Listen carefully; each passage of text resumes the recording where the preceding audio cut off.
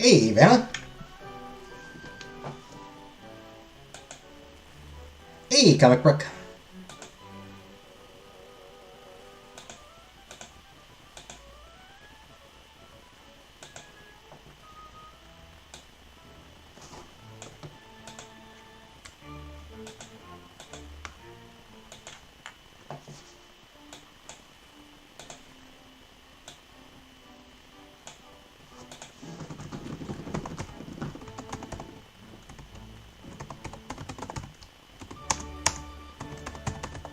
Hey, Joel.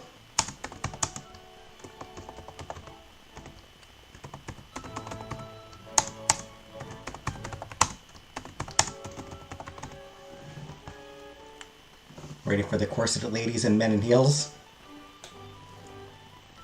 I suppose we don't really see the footwear in this game much.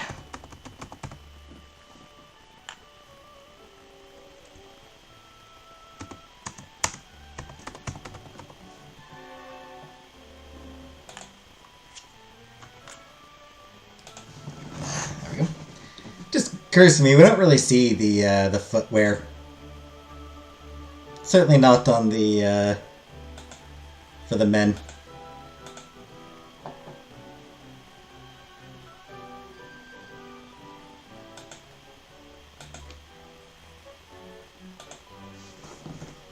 Shame. It is a shame. Most characters are only seen from like waist up.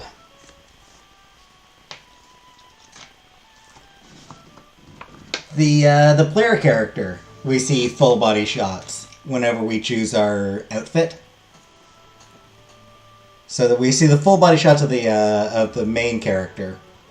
But other than that, it's usually waist up, maybe just a little bit below waist sometimes.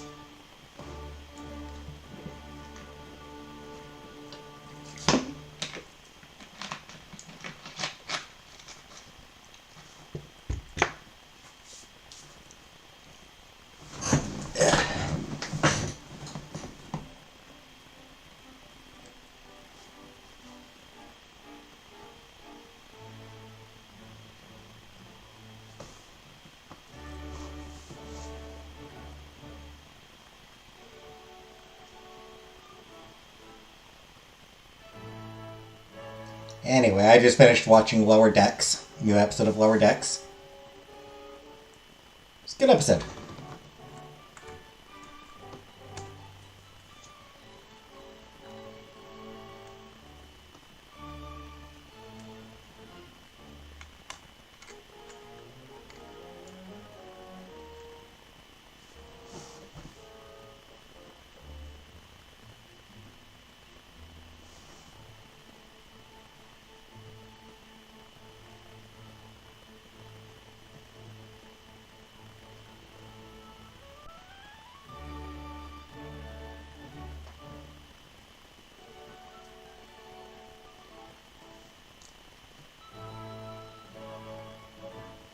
Also, I didn't mention this last night. I actually ended up buying Cyberpunk. Played for a little over an hour. And,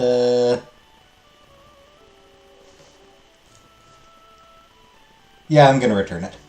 I'm gonna get a refund for it.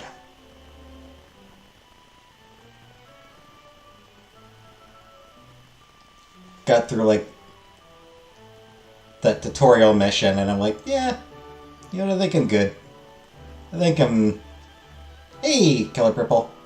I think I'm good with that.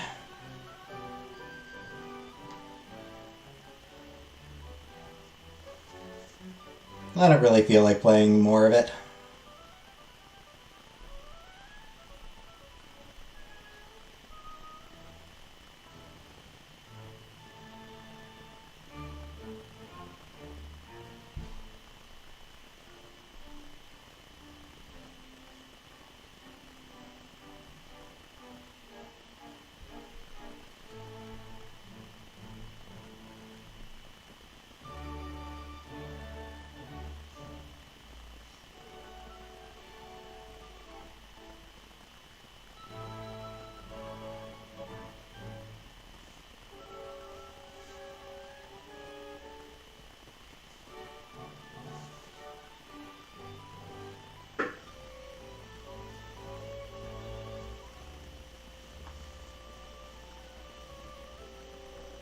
I wonder if I should listen to more classical music.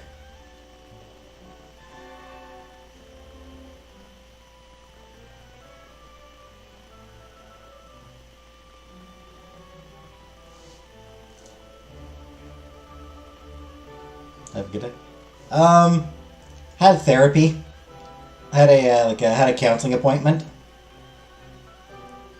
at 2:45, so I had to get up earlier than usual. And I already didn't sleep great. Had trouble sleeping. And,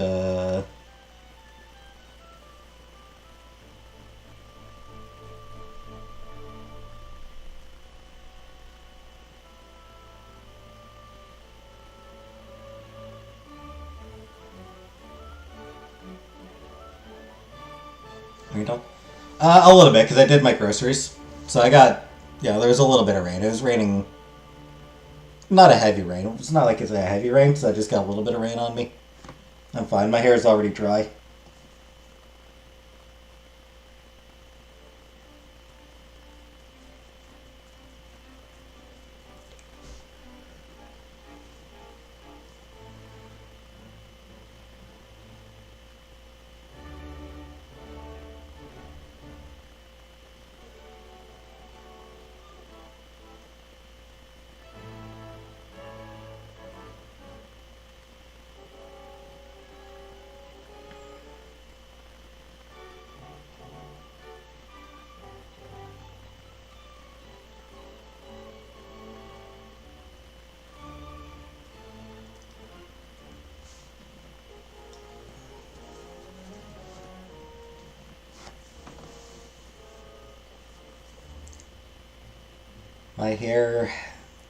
My hair is as dry as your mom's panties when I come around. Do I normally shop by myself? Yeah. No one to shop with, so yeah.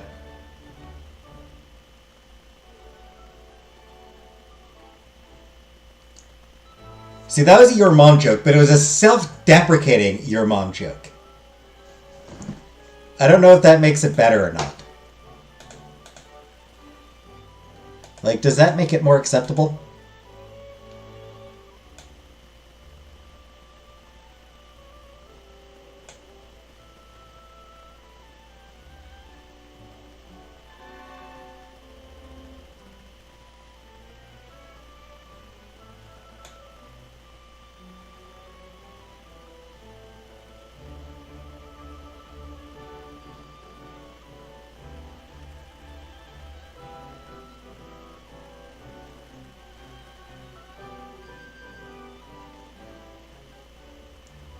Are your mom jokes acceptable when I'm mocking myself, is the question.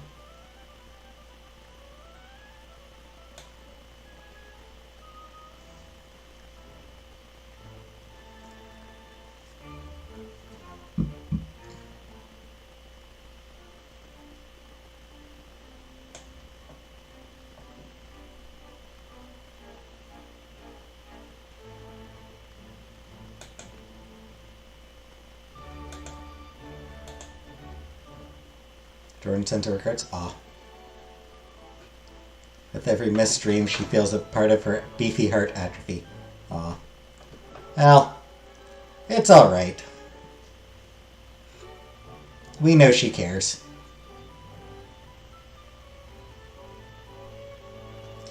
Yeah, I suppose if Jordan's not going to be here, we may as well get going. Maybe I'll wait for this one last, for the music to finish one last time.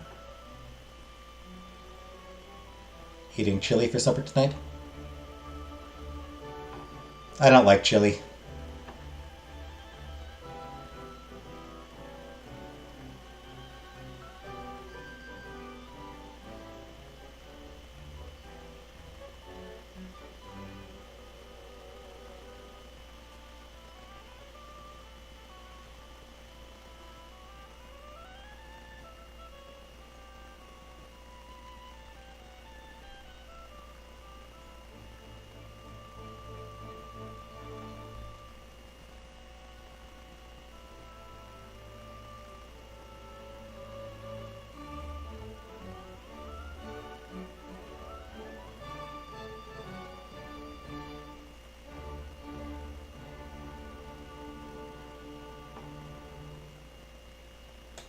There we go. Alright.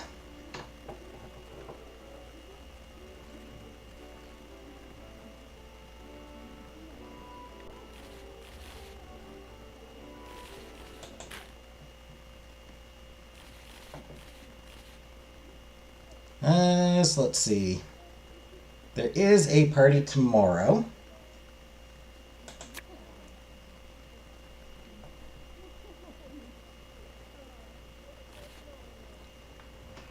Military thing, it looks like.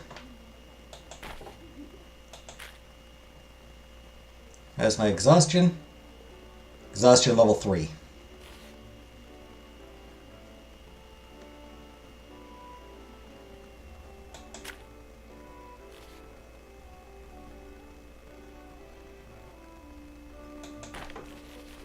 Alright. Chili is the only way I like beans. Funnily enough, chili is the reason that... beans are the reason I don't like chili. I do not like beans at all. I just hate them. I hate the flavor, I hate the texture. I hate everything about beans.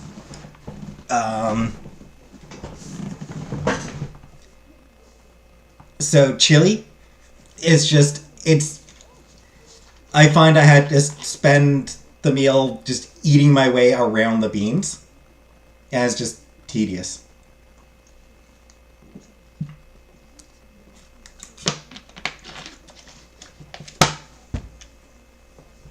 You're buying your dress? Not this time. After spending the day in, taking care of yourself, and doing some light reading, you finally feel recharged. The exhaustion that had been affecting you before is past. Hurrah! No exhaustion.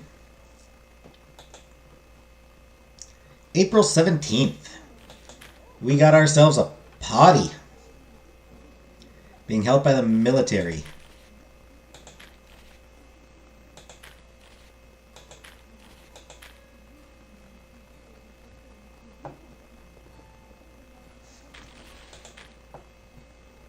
Yeah, I don't want to waste this one on a military party. It's an 80 novelty. It's not too bad.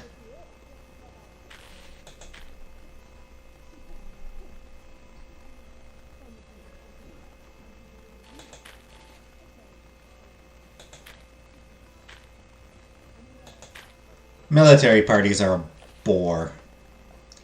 It says preparations. Neither well rested nor exhausted. Nothing holding you back from doing your best. Robe à la française to a party being held by the military. Guests will greatly approve of your outfit. Got maxed out credibility.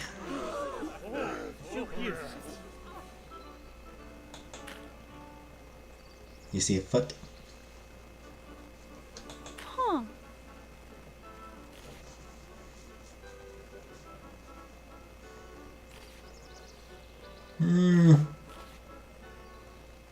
Might be nice to reduce my peril a little bit, but it only, like, by 3. She gratefully takes the gift from you and sets us aside. As you enter the party, you can hear the whispers of other guests noting your generosity. Yeah, only 3 peril down, but... every bit helps, I suppose. Alright. Alex favorability. Meh. The Dragoon, Corporal Davonier, seems to have heard something that's bothering him. Perhaps you should help unburden him of such a worry. Crown and Revolution gossip. Is her hat supposed to look like sushi? It's a sushi hat. That's, we've agreed on that. Everybody's agreed that it's a sushi hat. Why is there a woman here who looks so much like you? I don't really care, but I don't need more credibility, so whatever. Hey, Killface. Stopped in to say I love you and fam. Have a great night. And I'll miss you until next Wednesday. Thanks for stopping in, Killface.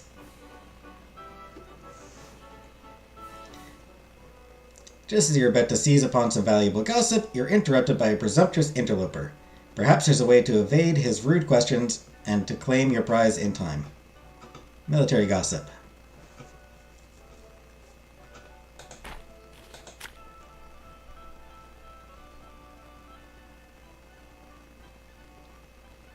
Maybe we should meet this dude.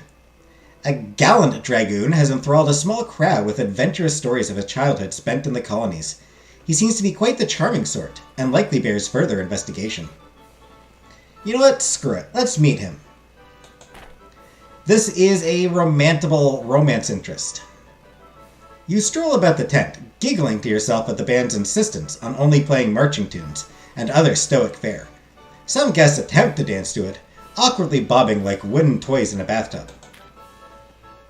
There's a small crowd in a corner of the tent.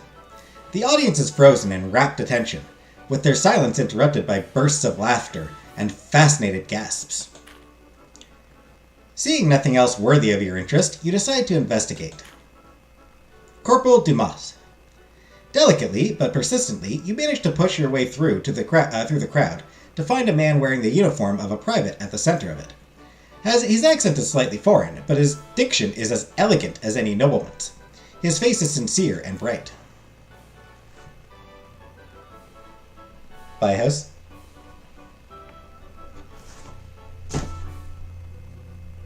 With what fucking money taken care?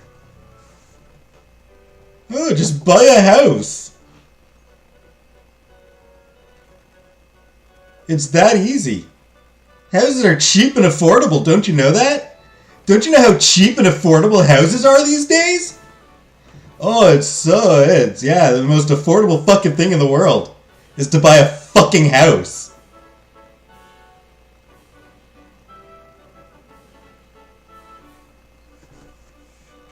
Fuck off. Buy a house.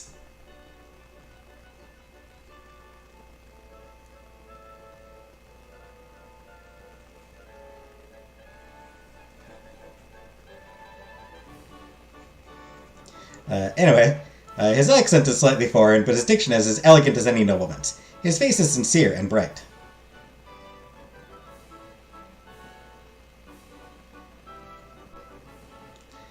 Fuck. Accent. If you didn't buy so many Starbucks, you could afford one? Yeah, all that fucking avocado toast It's all that fucking avocado toast. This is the reason I can't afford a goddamn house. It's not the fact that homes start at like $1 million fucking dollars.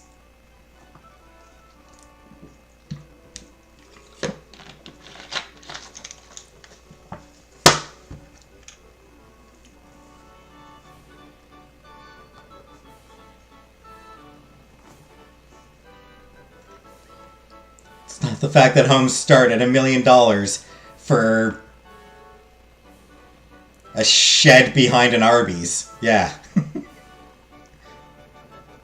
It's that irresponsible spending of mine.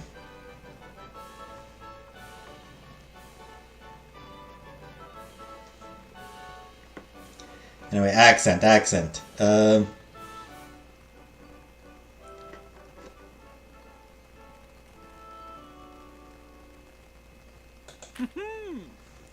As it turns out, this log I'd been throwing stones at was actually a caiman. The biggest lizard I'd ever seen leapt towards me, and with a scream, I ran as fast as my little legs would carry me, he says while miming a running motion with his fingers. Hey, Peter. But still, I was too small and the beast was too fast. It was but moments from devouring me whole, when the slave sitting on a wall looks up from his lunch, and he doesn't even move. He just yells to me, "Serpentine, little monsieur!" So I did just that. As fast as I could, I started winding back and forth like a tiny little drunkard, and eventually the beast gave up the chase. Nevertheless, I didn't stop running until I got home. I assure you, on my honor, that I've never trusted a log since. The crowd erupts into peals of laughter and murmurs of approval. As they mutter amongst themselves, you notice an opportune lull in the conversation.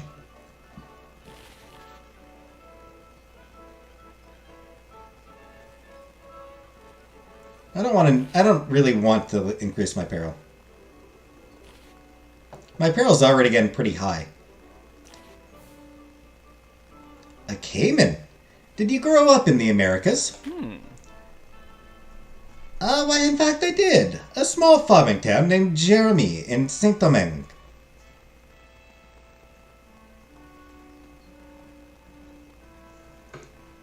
Houses are expensive in Canada, too. Houses are expensive everywhere. Taking care. Hey, Scapegoat.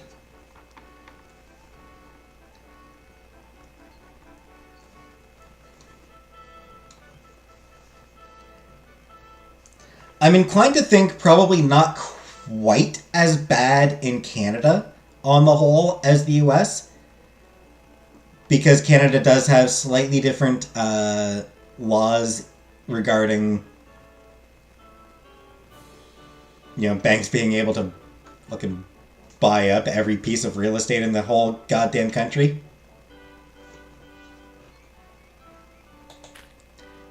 Gained a little favor with Alex. Hurrah! My father grew coffee there for a while before returning to France to reclaim his estate. I've been in Paris ever since. On the other side of the tent, someone important calls for a toast, which slowly turns into more of a speech.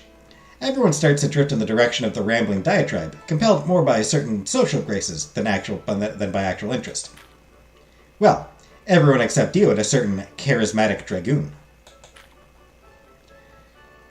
Between you and me, I've been drinking toasts all day, he whispers to you. Hey, Arjun. To health, to glory, to honor, to his majesty, and every relation of his you can imagine. The last thing I need is another one. If my lieutenant finds me tomorrow still deep in my cups, he'll have me trampled with my own horse.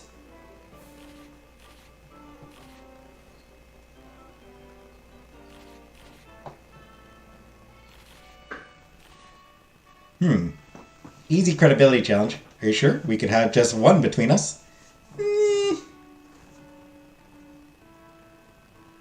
Yeah, fucking good for you taking care.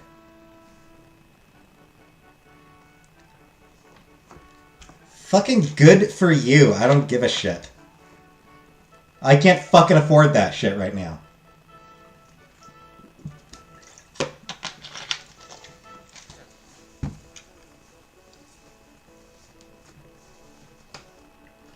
Not that hard. Yeah, that's why every fucking millennial lives with their parents, because it's so easy. Fuck off.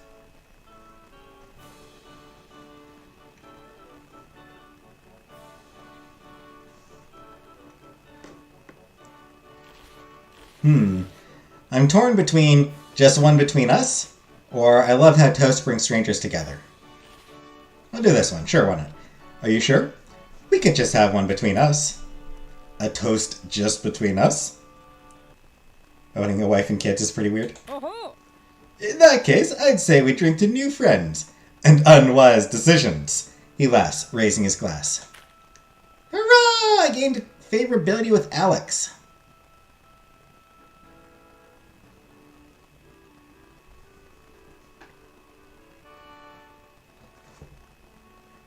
Children do it for each other to show camaraderie. The two of you drink deep of your wine and laugh together about the poor fortune of those unlucky guests, still trapped in the throes of a speech that simply will not end. Oh, I'm so sorry. I just realized that I never introduced myself. He bows to you, formal and precise. Corporal Thomas Alexander Dumas, of the Queen's Royal Dragoons, at your service, madame.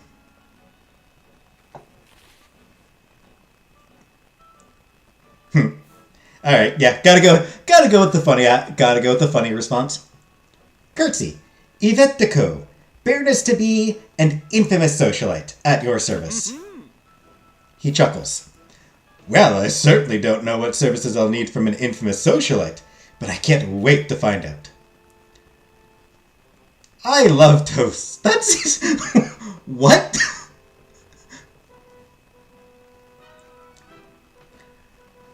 That feels like an I like turtles thing. Gain more favor with Alex? Sure. Out on another side of the tent, you see someone else in the uniform of the Queen's Royal Dragoons waving Corporal Dumas over. He sighs. My apologies, madame. It appears that I have some other business I need to attend to. However, before I go, I'll say that there's no need for you to address me by rank. In fact, I simply must insist that you call me Alex moving forward. With another bow, As formal as the first, he leaves. However, before he disappears into the crowd, you notice him glance back at you one last time.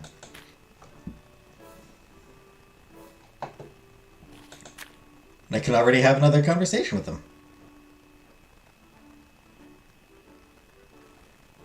It seems that the soldier Alex has caught Pierre while he was in the midst of tracking down a story lead.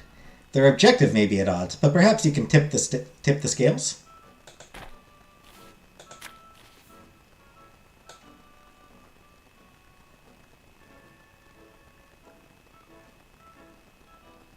Pierre veterans are sharing stories of past glories, all of dubious authenticity. However, there may still be some valuable nuggets of truth in there. Of course, it would take some effort to convince them to tell you everything they know. Yes, I can get some good gossip. Someone is absolutely bursting at the seams with the desire to discuss something concerning the host, but only with those who know the host well. You might not, but when has such a triviality ever stopped you? You're approached by a woman who is playing a most unusual game with the host. This strange game must be conducted in secret, but is also uniquely suited to your sort of talents.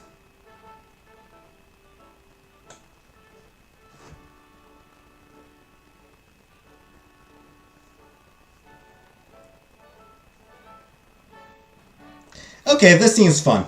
This one sounds fun. Yo, this one does seem cool as well. Get some good gossip, and also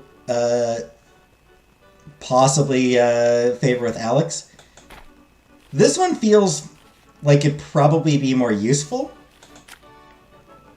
But shocking bourgeoisie gossip.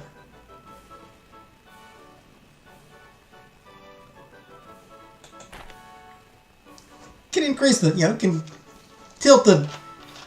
Maybe tilt the bourgeoisie further towards the revolution, maybe.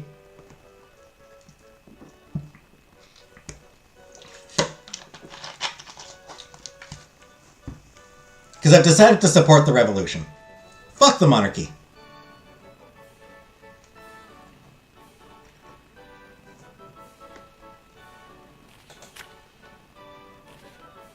This one would allow me to shift the military towards the revolution on the other. Yeah, tough call. This one honestly seems more fun.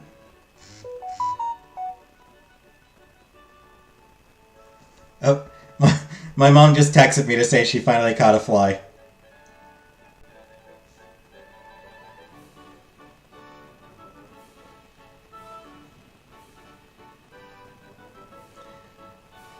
My mom just sent me a message saying that she just caught a fly that had been bugging her.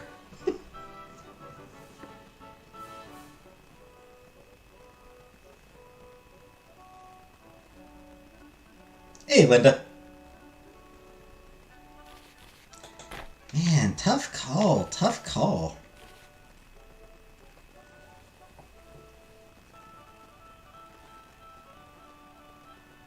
Genuinely can't decide between these two. What method of capture did she use? Murder. I think she probably just hit it with something.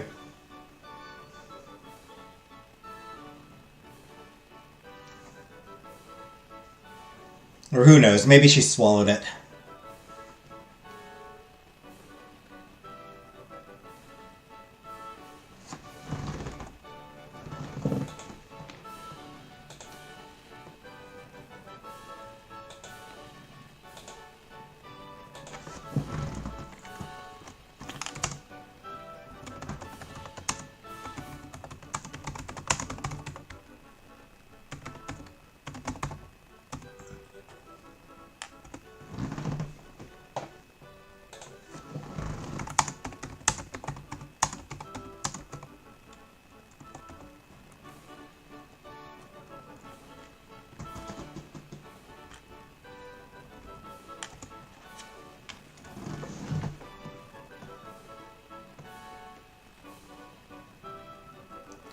So yeah, could be that she swallowed the fly.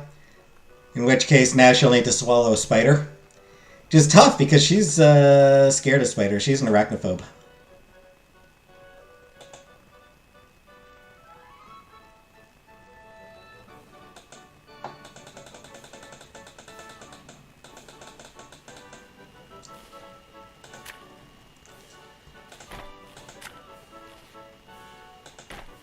Screw it, I'll go with this one. Friendly fire. It seems that the soldier Alex has caught Pierre while he was in the midst of tracking down a story lead. Their objectives may be at odds, but perhaps you can tip the scales? You're about to approach Alex to chat with him, when you notice him suddenly step away from the crowds. He stalks his way around one of the tents, and it looks like he's searching for something. A spider bit you? Bastards. Just as you arrive, he kneels on the ground and spreads his arms wide, ready to ensnare something.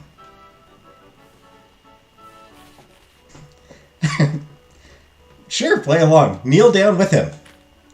You hike up your skirts and get down next to him. Now that you're here, you start to see his quarry as well. There's a flickering shadow behind the tent canvas.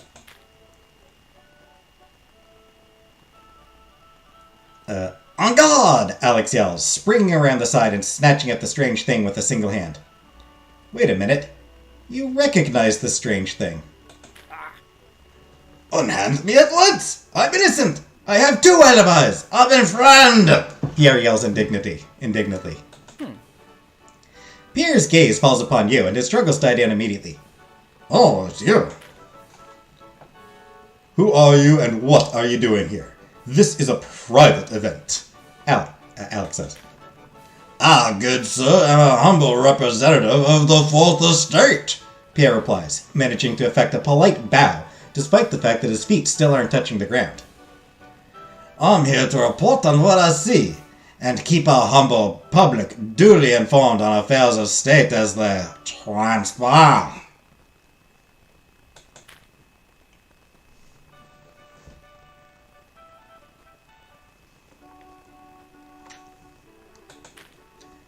I've also heard that the Duc de Châtelet is having another affair.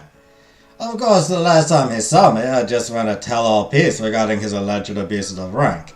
So he threatened to have me tossed into the River Seine with a millstone around my neck.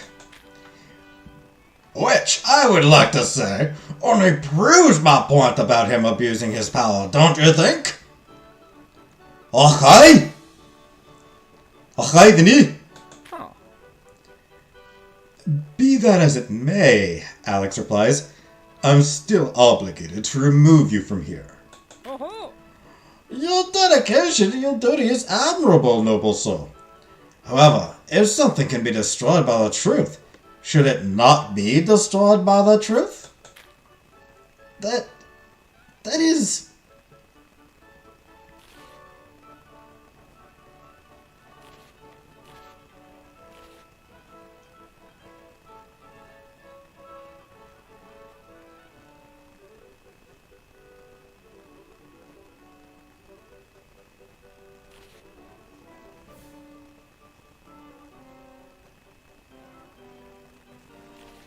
Pierre presents a point. You'd just be doing the right thing, Alex. Yvette, you really think this is the right thing? I believe you, though it shakes me to my core to find myself in agreement with this thing. You're not wrong. Agreeing with Alex, or agreeing with Pierre does always feel dirty. Hey, gain favor with Alex. Besides, the last time the Duc de Châtelet spoke to me, he refused to address me by my rank, and instead only referred to me as garçon. So, to the devil with him! Nice. Ah, this is most excellent news, Pierre replies, wriggling free of Alex's grasp. Yvette, Pierre, make sure that you show the bastard what for. Alex leaves, and giving you an encouraging look right before he disappears into the crowd. That went much better than expected, Pierre remarks, dusting off his well-worn coat. As I'm in one of my many generous moods, I shall let you have this particular story. After all, not only will I get something from my humble newspaper today, I'll also finish the evening without any broken bones. Hey, Elf. It takes you a moment before you realize he's actually being serious. Now forward! Forward in the name of truth! I'll admit I do really like Pierre. The next moments are a blur of skulking and distracting people with inane chatter while Pierre goes about his work. You've never seen him in action before, but you must admit the man has a certain charisma about him that loosens people's tongues in just the right ways. Hey, Jordan! You did make it! Shocking military gossip. Hurrah! Oh, we do make quite a fine tale, no? Pierre says with a wink as he drinks from a bottle of fine wine, purloined from a nearby table. What? Don't answer that. Hey, JJ. What is happening? What's happening is I'm voicing this guy, Pierre. Pierre is just... I enjoy Pierre. I have fun voicing Pierre. What? Don't answer that, Pierre says hesitantly, slowly concealing the bottle inside his coat. I think that our dear friend Alex may not have been the only person to notice me. Merde!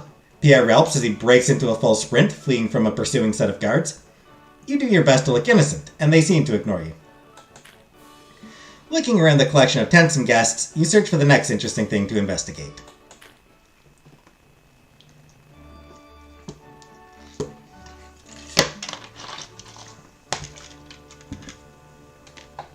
So I got cheap gossip and shocking gossip.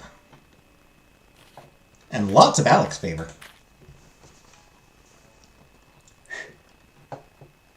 I also got a sore throat from voicing out.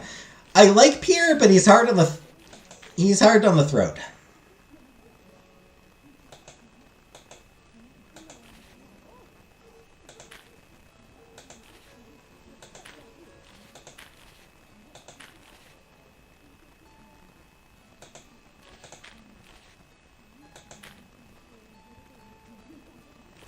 Alright, let's go sell that gossip. And, oh.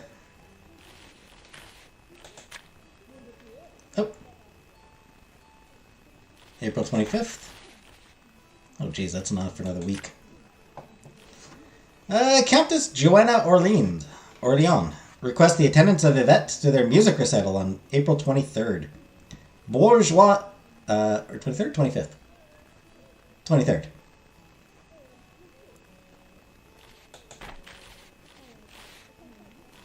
Okay. Bourgeoisie gossip. At Pierre being hard on the throat. That's what she said? Ah. I mean, I was thinking that.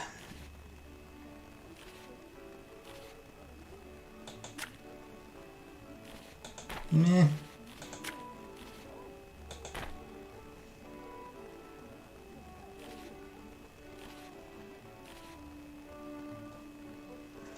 Have we slept with anyone saucy yet? Not yet.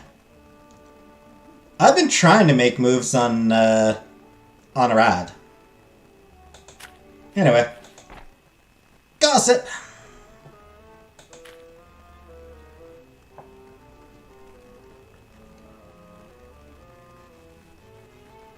King plans to weigh in on a legal case.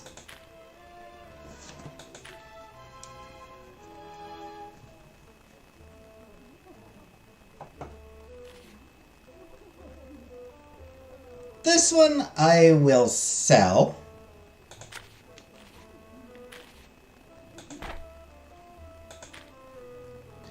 They say that the king has been discussing changes to how the army pays its wages. Necessary reform or way to pay the troops even less. This one I will peddle. Push the military towards the revolution. You have to nod and agree with everything they say.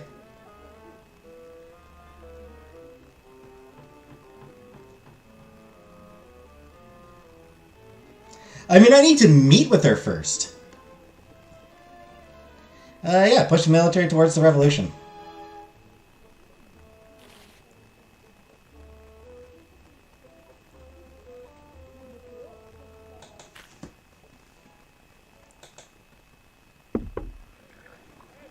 Right.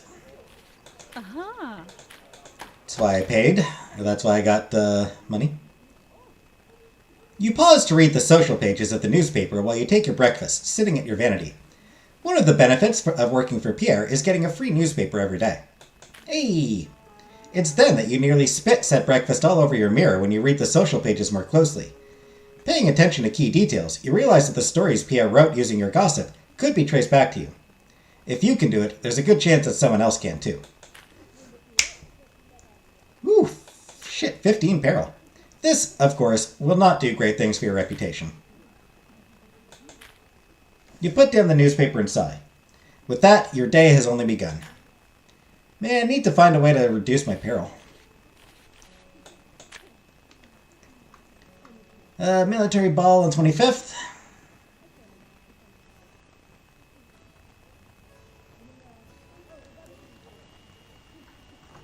Professor Mathieu Conradin. Fine, I guess.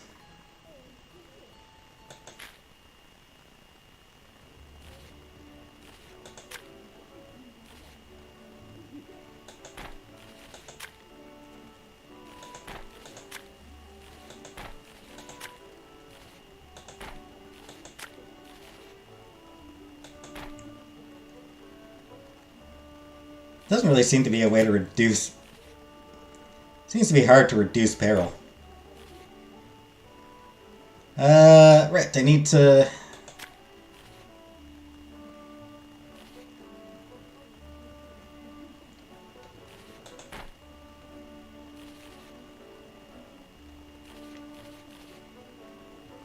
Need to meet the lady with, was it heterochromia? For 2 different colored eyes? Is it heterochromia? Thing where people have eyes of different colors. So yeah. Gotta meet with that lady.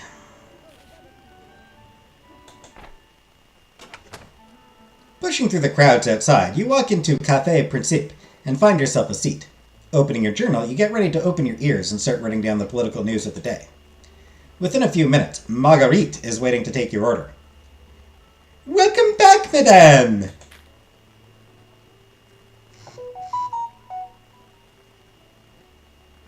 Oh. My mom says thank you for congratulating her on killing the fly. You look her in the eye and something about her feels familiar. Important, even.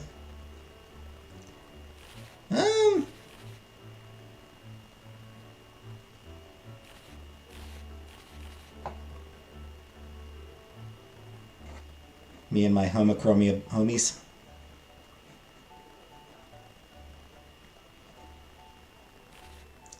Do you know of any other waitresses with eyes like yours? While her facial expression doesn't change, her spine visibly straightens and everything about her suddenly feels stiff and tense. I'm not sure what you're talking about, madame, she says after a long pause. Don't worry, I'm no friend of his. She exhales slowly, visibly relieved. That is good to hear, madame. Remy, the owner, has always been so good at protecting us, but the Baron de Termes is a powerful man. Bet she used chopsticks. I don't think she has chopsticks. I've always feared that Maxime would try to reach out to us by some other means.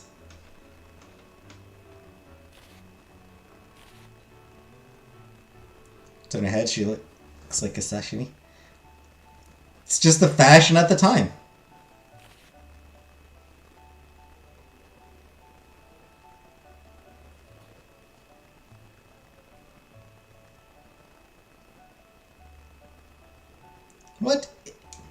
What do you mean by us?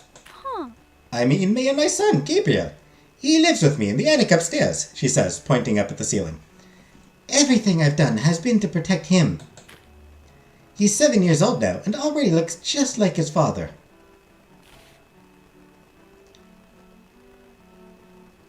What exactly have you been protecting Gabriel from? Sushi couture? Yep. After I left Maximin's service, I needed a job. However, getting a job as a servant usually requires a recommendation from your previous employer, something Maximin would have definitely withheld. But after a few weeks of looking, I found the cafe. Remy's last waitress suddenly quit because she was getting married, so he was desperate. I got the job, along with a little room in the attic. Of course, Maximin wasn't happy with anything, really, so he tried to pressure Remy into firing me. Maximin decried the cafe, convinced his friends to stop attending, and even got the Gay Royale to raid the place once. I was so scared that Remy would toss me out that I worked my fingers to the bone every single day for 3 months. The way I saw it, Remy couldn't fire me if I was the best employee he'd ever had. At the end of those 3 months, Remy didn't fire me, and Maximin just gave up. As long as I stay here and don't make too much noise, I'm safe. Eventually, all the rumors died down, and the city of Paris lost interest in our little story. She sighs. I suppose I should start at the beginning. I was 16 when I moved to Paris. My family was poor and hoped I could find someone to marry. Maybe someone with better fortunes than ours. My cousin got me a job as a maid of all works in Maximin's household. A few months later, she started working at a different estate, and I was alone. She taps her thick chin and thinks for a while, dredging up a discarded memory. I think that was when Maximin had my name changed to Rose. It was more fashionable, and most of the servants I know have had their names changed at one point or another. I was young, but even then I knew Maximin was interested in me. Of course I was smitten. A common girl trading coy glances and little flirtations with a baron. The whole thing was so romantic, and I wasn't old enough to understand that things like that don't really happen. That stings a little. We were together for a while. Eventually we made a mistake. I was pregnant and he was afraid. He was growing important, politically, and having an illegitimate child with his young maid didn't paint the picture of a serious revolutionary thinker. What am I being for Halloween? Miserable. I'll be working, so I will be miserable.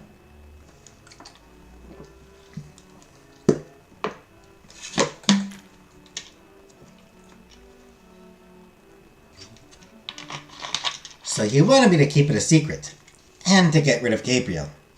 She sighs and shakes her head. I could do one, but I could never do the other. When Maximin found out, he was furious. He called me every name under the sun, said I was trying to ruin him. This man I adored just turned on me in an instant.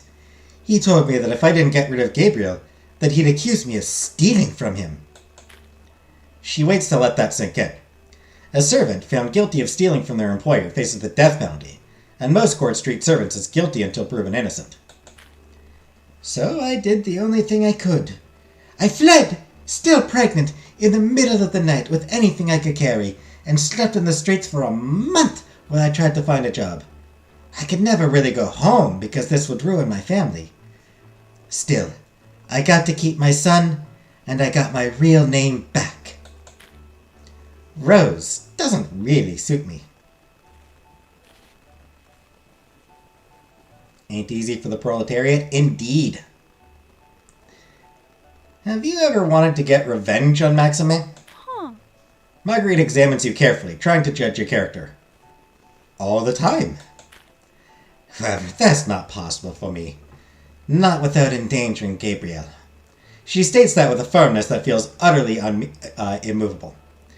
Now, if you'll excuse me, I have to see to my other customers. Marguerite departs, and you're left alone. Try as you might, your mind is too full of these recent revelations to think and talk politics with agitated strangers. A few fruitless hours later, you head home. You've already found Maximin's weakness, but the trouble is that you don't know how to use it. You need some way to prove that Maximin is Gabriel's father, but one that doesn't physically expose him to danger. But how? Yeah, I'll probably need to talk to somebody for that.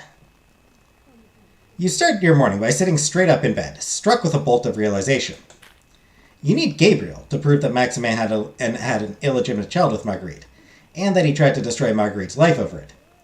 However, Marguerite won't let you do anything that might put Gabriel in harm's way, even if it lets her get justice on Maximin. However, you don't need Gabriel in person to do that. You just need something that the public would find convincing. What if you had a painting? This would, of course, have to be a great painting. It would need to perfectly show the resemblance between Gabriel and his absentee father. It would also have to be made by an established painter, someone whose abilities were unimpeachable. Racking your brain for such an artist, you keep coming back to the same name. A name that you've heard, whispered over and over again, in the halls of parties and salons. Elizabeth Lebrun. Hey! Our next romance option, I think. Maybe I can seduce her into doing the painting for free.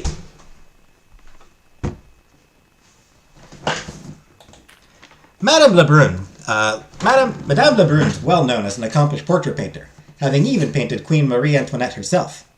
In fact, she was trusted to paint a picture of the Queen with her children. You shuffle through your notes, and you're pretty certain you know where her studio is. If you go there, you might be able to commission a painting of Marguerite and Gabriel. This would add an enormous air of credibility to any accusations you lay at Maximin's feet. Commissioning Vengeance is now available to visit on the Paris map. You could reach out to her today if you liked.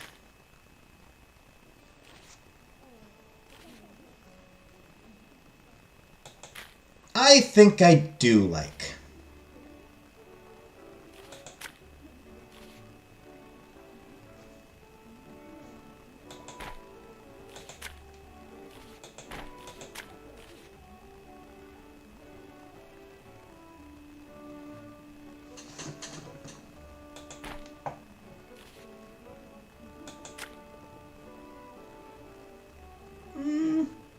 Though I also like Honorad favor.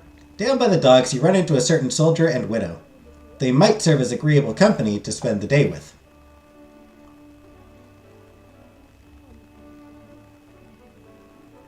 Going to get lucky?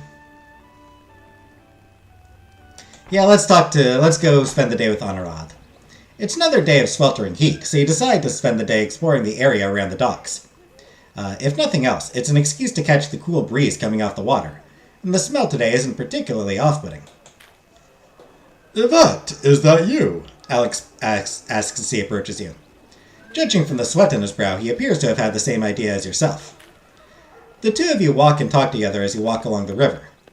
He's just finished up his daily patrol and regales you with the story of their unit being accosted by an elderly man claiming to be Julius Caesar. I mean, you never know. Could be. The man was clearly mad, but there's also nothing illegal about wandering around in the street, wrapped up in a bedsheet, claiming to be the Emperor of Rome. He was just following us around, getting in the way, and trying to issue imperial decrees.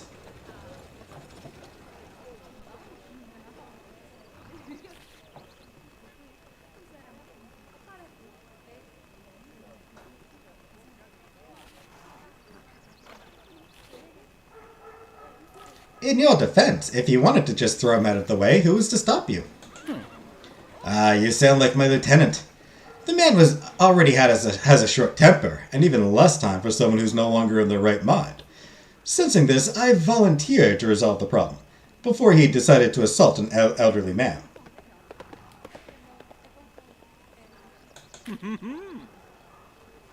Without any other ideas, I did what any reasonable man would do in that situation.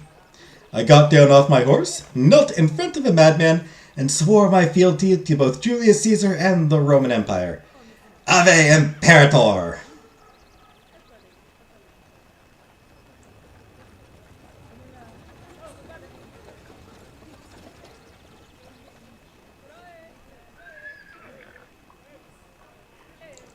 He takes her to buy a gun?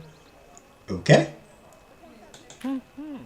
A strange old man was quite elated by this display, and I asked his permission to continue our duties safeguarding the citizens of his empire. He gave his imperial assent and promoted me to the rank of centurion on the spot.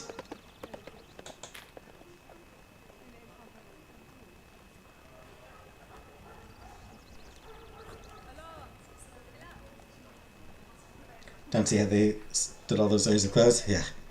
Of course, I informed my superiors of this development, but they were quite insistent that promotions from wandering madmen don't count. Ah, c'est la vie, I suppose, Alex chuckles, shaking his head at the memory. It's then that you nearly run into Madame Gazelle, which is especially surprising, given how easily she stands out. Oh, bonjour, Yvette. It's delightful to see you. Her eyes flicker between yourself and Alex, and you can see that she's assessing something. I'll warn you now that I might be a little rushed, as I'm actually here on business. Apparently, one of my former husband's investments was in a small fleet of fishing boats. I've only just realized this, because the owner hasn't sent me an update. Ever. Which, I'm learning, is a reason for concern. Given the dire situation concerning food, he should be making a fine profit every single day, so I can't imagine a positive reason for any secrecy on his part. As you can tell, he's been acting in a rather undisciplined fashion, and that's something I simply cannot allow. I'm not certain it's all that sinister. It could simply be a misunderstanding, Alex suggests with a sigh. Honorad glanced at Alex's uniform and friends. Pardon me, but I don't need you to explain my business to me, nor did I ask for your advice. Glancing between the two of them, you get a sense that there's some kind of underlying tension here. Perhaps something of a political nature between where the respective loyalties of the bourgeoisie and the military lie. Oh, I suppose I must depart, Honorad sighs, pointing towards the water. This errant fishing captain isn't going to mercilessly berate himself, so the task has fallen to me. If a girl took you to buy a gun on the first date, would there be a second date?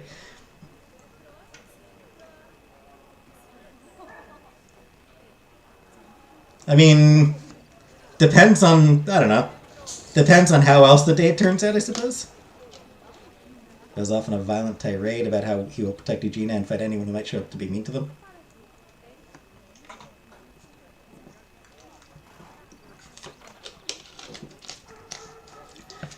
Fishing captain isn't going to mercilessly berate himself. You never know.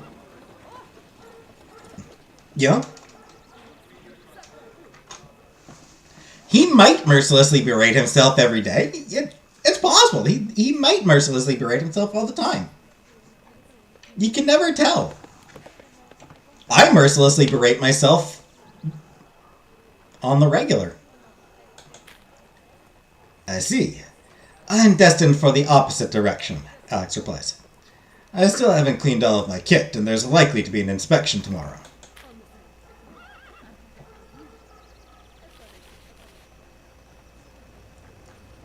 No, I'm just going to go with... I mean, I could do that. I could try to get them both to stay, but screw that. I'm just going to go with Madame Gazelle. Madame Gazelle, may I join you if you have a spare moment? Ah, merveilleux, merveilleuse, merveilleuse. I'd love to hear your thoughts while I get ready. Yay! That is your decision, then? I understand. I hope you ladies have a pleasant day. Oh, I lost favor with Alex. Whoop-de-doo. Alex nods to both of you and leaves with a neutral but tense expression on his face. Madame Gazelle explains her situation in greater detail as you walk along the docks. You offer your own insights, and she listens closely to you, weighing your thoughts equally against her own. All in all, you don't spend that much additional time together, but you get the feeling that your earlier decision may have been more symbolic than anything else.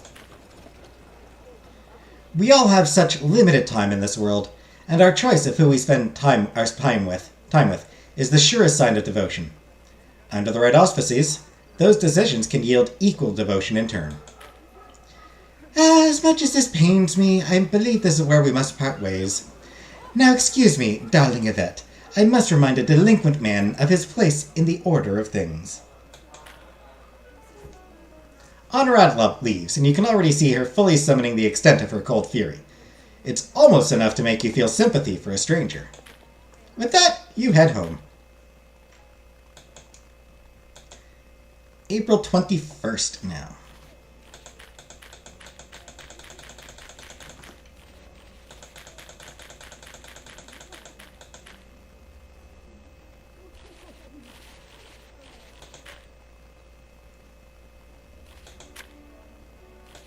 Meh. Gossip. Credibility.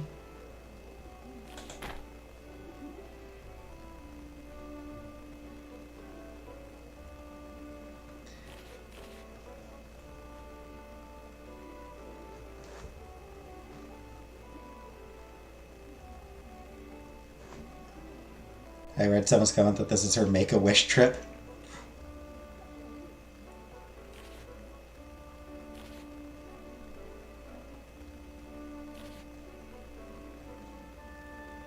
I think I'll start with this one, actually.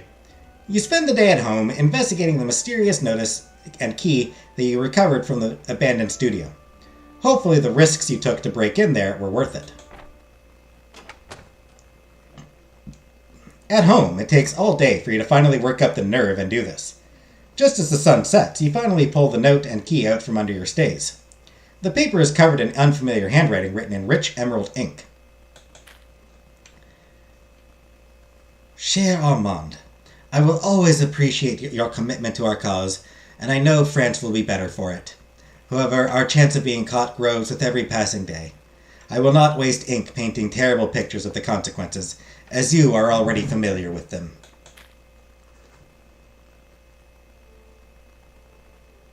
Vibrant blue and call it black v-neck.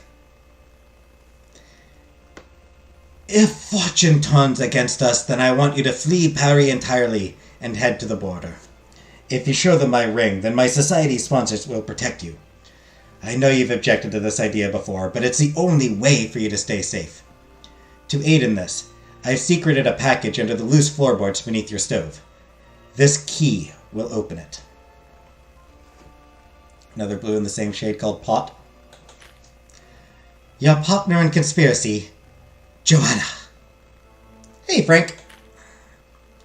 You turn over the letter and find no additional writing, no additional context or explanation. Who is Joanna? How long has Armand known her for? Is she one of the people he'd been writing back home? Heading downstairs, you walk into the kitchen. It's clean but cramped, and Camille keeps it well stocked with fresh produce. You find the stove, made of dark iron and standing on a set of clawed feet. Alone, on your hands and knees, you feel around until you find a set of loose floorboards. You pull up the floorboards and fish around in the dark until you find a small wooden box, held shut by a padlock. You open it with the key you found behind the painting. Inside the box, you find a magnetic compass, a map of Paris with notes concerning when the guards change at every one of the city gates, a signet ring, and a leather bag heavy with coins. The notes on the map will make it much easier to traverse the city without being noticed by the Gay Royale or by anyone else. Hey, good chunk of peril down. You look inside the bag. That's a lot of coins. Hey! 100 livres. You look up from your sudden windfall to see Camille standing in the doorway to the kitchen. Her eyes are darting between you and the box in confusion. I was just about to start making dinner, Camille says, pointing awkwardly at the stove.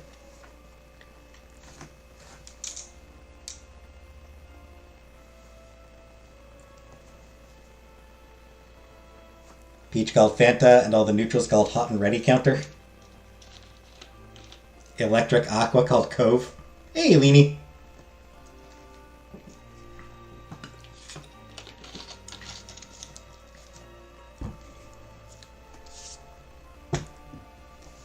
Camille, did you know about this? Huh. Know about what? Camille asks, glancing between you and the bag of coins in your hands. Was that Monsieur Armand's? Why would he leave money in the house? For the first time since you've met her, you feel like Camille might not be telling the truth. Hey, Alien Holly. Madame, what's going on?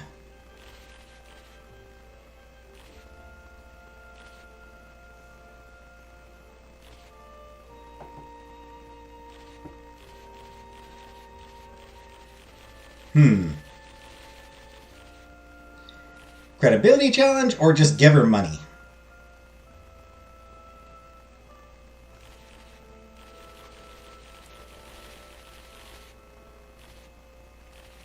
Camille, why did Armand actually leave this house?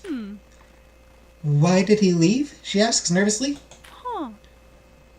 A few weeks ago when Monsieur Armand... Gold called Fuck the Monarchy. A few weeks ago, when Monsieur Armand still lived here, some men came here in the middle of the night.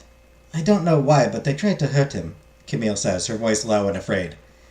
I was in the cellar getting wine, so I hid down there in the dark until the screaming stopped. She wants a chicken dinner out of you? Apologize for your recent education, it won't last forever.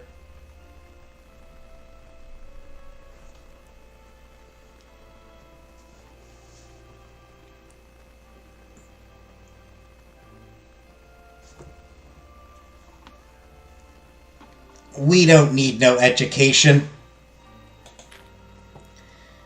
Monsieur Armand managed to fight them off, but he was hurt and thought that these men would come back for him. So, He packed his things, wrote the note for you, and left. He thought that if he wasn't here, they'd keep chasing after him, and you'd be safe. I was supposed to tell you what happened, but this house is just so big and empty. By the time you arrived, I was so lonely. I was afraid that if you knew the whole story, then you'd leave, and I'd be alone again.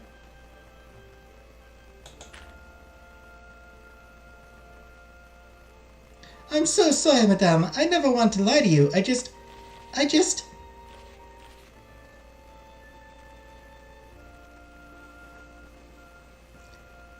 It's all right, Camille. I understand why you would have been afraid. Ah. Merci beaucoup, she yelps in relief. I promise to never keep anything from you again. I should probably stop making you dinner. Hopefully this news will be better on a full stomach. Madame, I'll have to ask you to leave the kitchen while I work. Before you can ask any further questions, Camille ushers you out into the hallway. The door shuts quickly behind you, and all you can hear is the clattering of pots and pans as she starts furiously preparing food. You look over the signet ring that was included in the box. It's a finely made silver ring with a signet used for pressing seals in wax. You don't recognize the symbol on the ring, but the piece of jewelry itself looks very old. You're certain to wonder if this investigation will ever start answering more questions than it asks.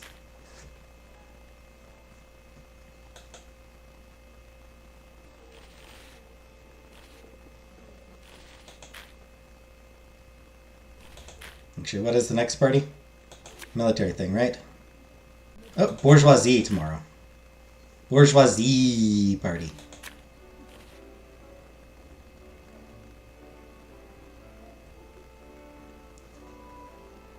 Oh, some shocking gossip. That would be useful. Outrageous gossip.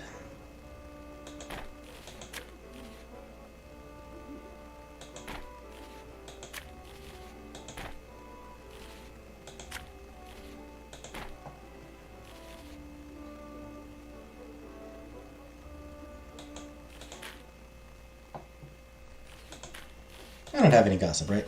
No.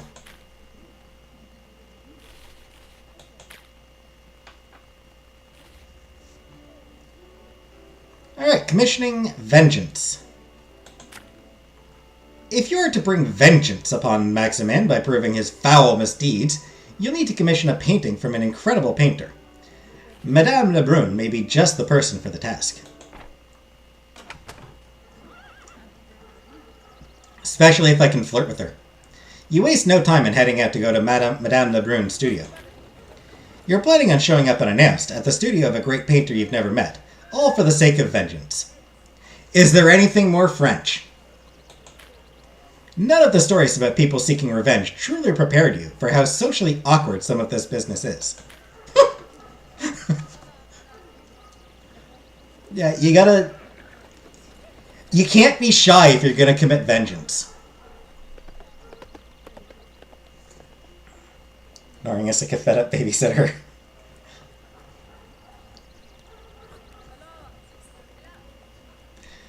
You arrive at her studio and notice that the door has been left ajar, which is certainly odd.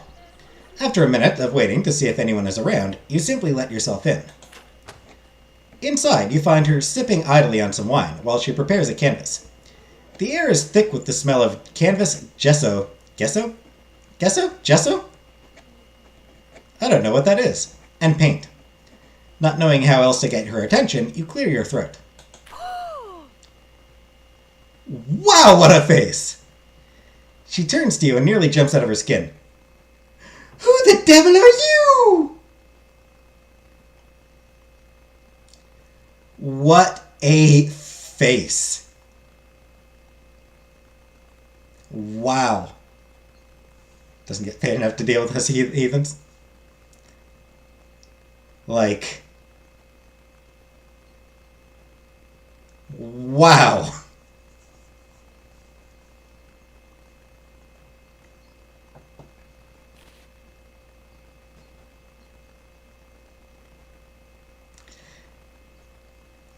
Gesso makes a canvas move.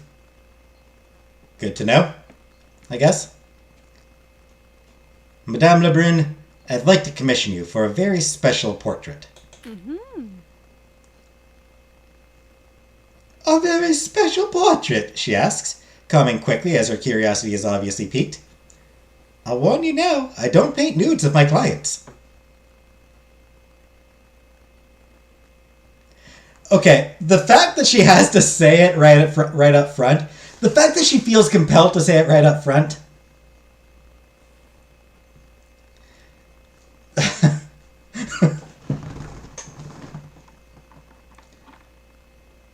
$200 ago, people are still fucking perverts. 200 years and nothing changed.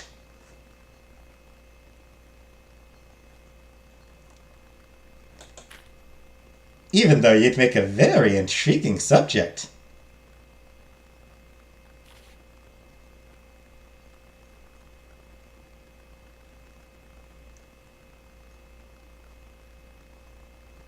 She'll definitely be painting a nude later.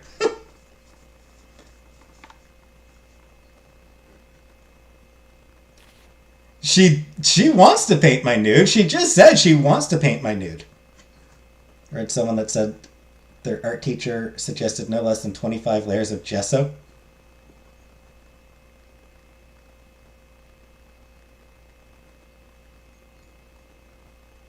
I don't know if it's just the lighting, the way the shadows, but her teeth look weird. There's something weird looking about her teeth. Anyway, I'm flattered. How does use the art of painting to destroy a wicked man sound for intriguing? Elizabeth tilts back her head and laughs at your proposal. After a while, she pauses to re-examine your expression. Oh, you're actually serious, she realizes aloud.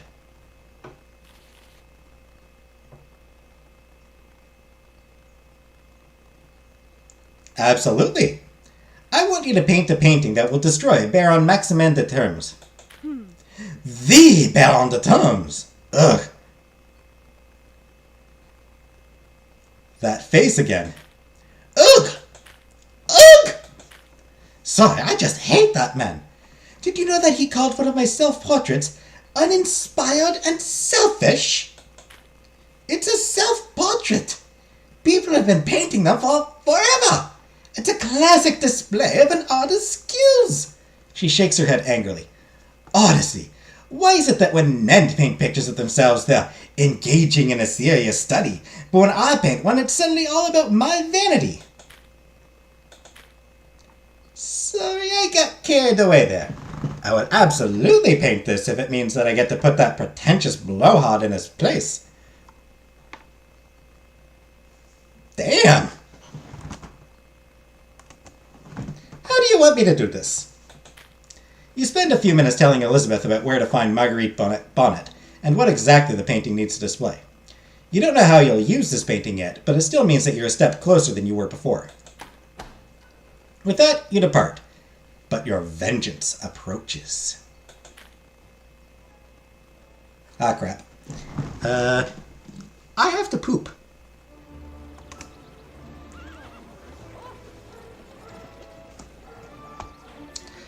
I actually have to poop. I'll be back in a few minutes.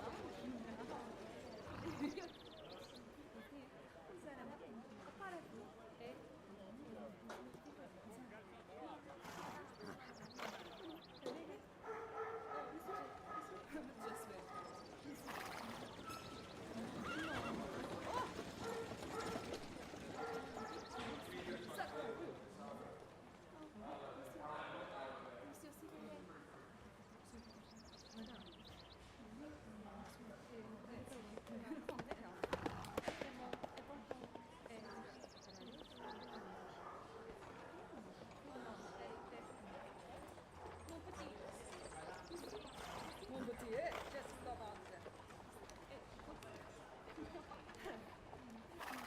Honestly, eccoli.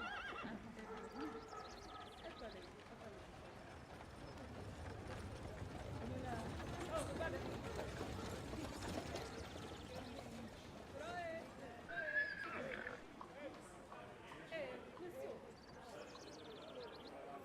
Oh, come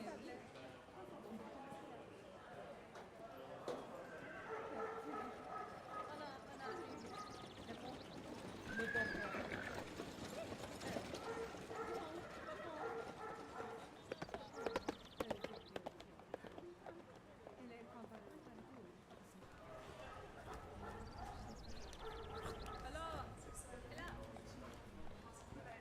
Salut.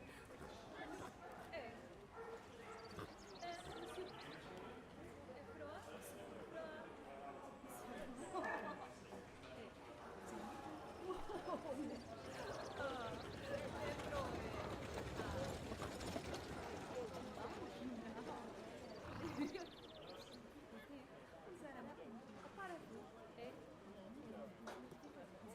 Froid.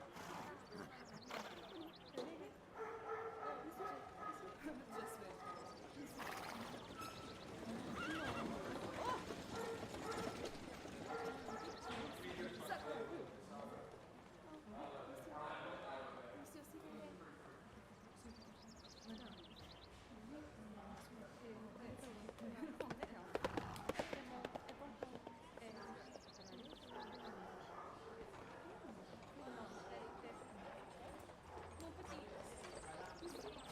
Mon petit, just stop out there. Honestly, eccoli.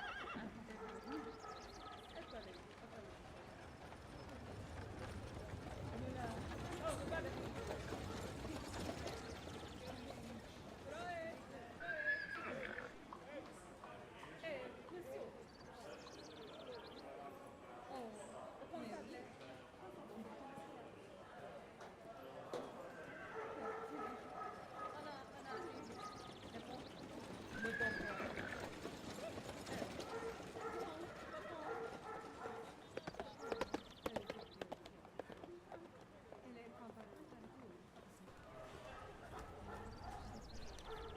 Alors, et là.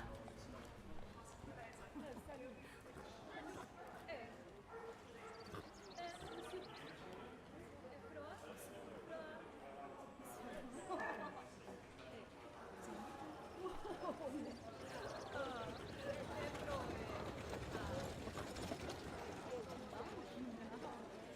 Monsieur.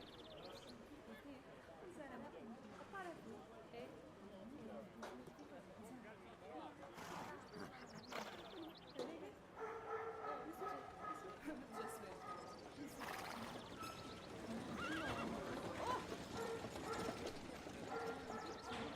Just wait. Monsieur, s'il vous plaît.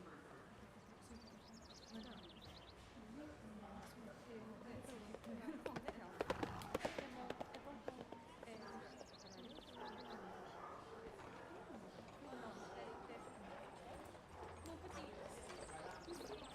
Mon petit, just stop out there. Honestly, eccoli.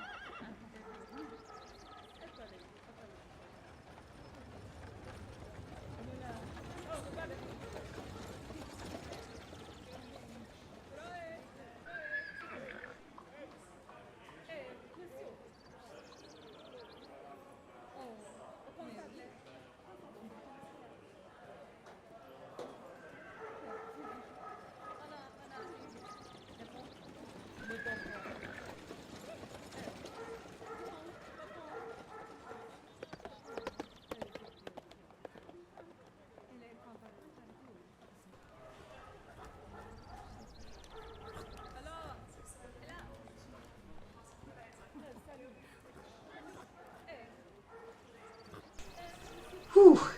Hey, I am Alice. Oh, good night, Holly. Sorry about that. Fried chicken had fried chicken for dinner, and it just suddenly, very suddenly, caught up to me. Sorry about that.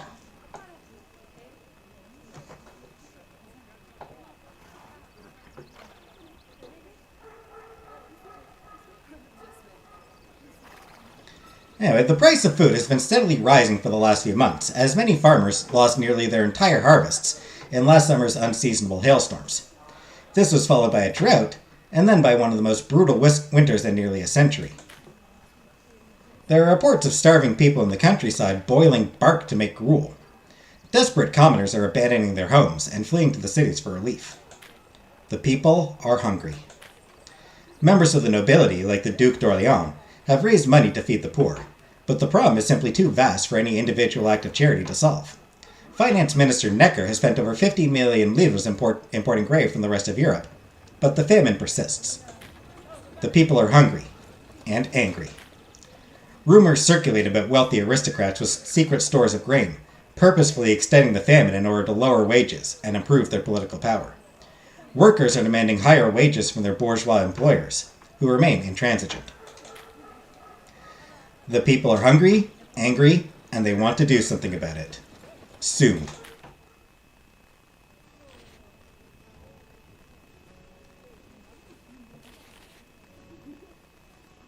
The revolution is coming.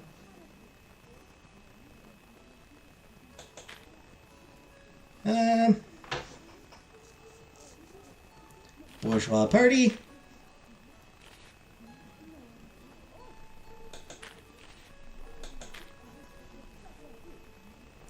Robe en chemise.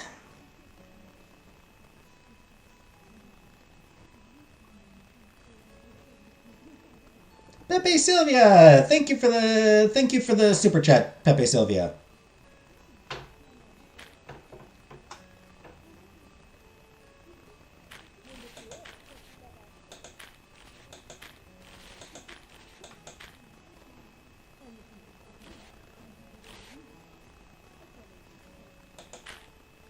Alright. A little bit tired. Lost 5 credibility for that. But gained credibility for the outfit. Over here, rumor, sure. Cheap bourgeoisie gossip. Please take this gift of wine along with my compliments to our host. Parallel down a little bit more. Now let the games begin.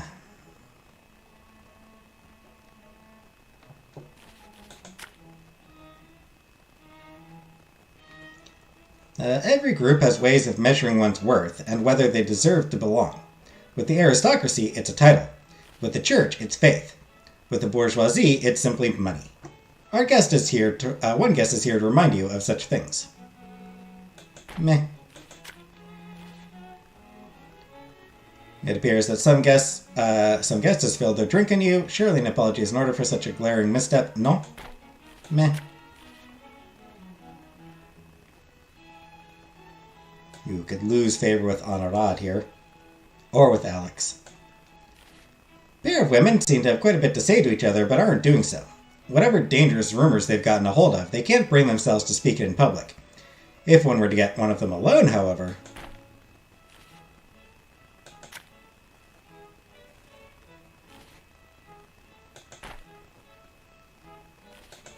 I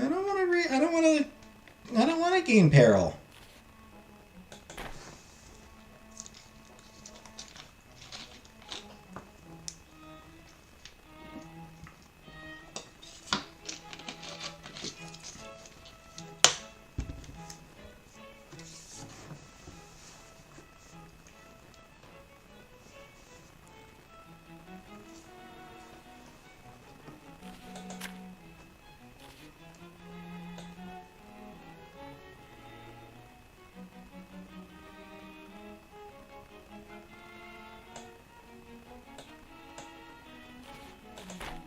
Yeah, screw it, I'll do this one. Madame Mirror. Why is there a woman here who looks so much like you? Knew a kid who used to dance at school, and people call him the kid who dances, and that's the most sitcom thing that's happened to me. While circling the party, you happen to notice something very strange. At first, you thought that you had been looking in a mirror, but something was simply off with the whole thing. How odd. You walk over to inspect said mirror, but you're interrupted by someone in the middle of your approach. Ah, Madame Decaux, I'm pleased to see you again. Would you be willing to indulge me for a moment so we might be able to discuss our business again? You still remember everything we went over, no? You have no idea who this devil is.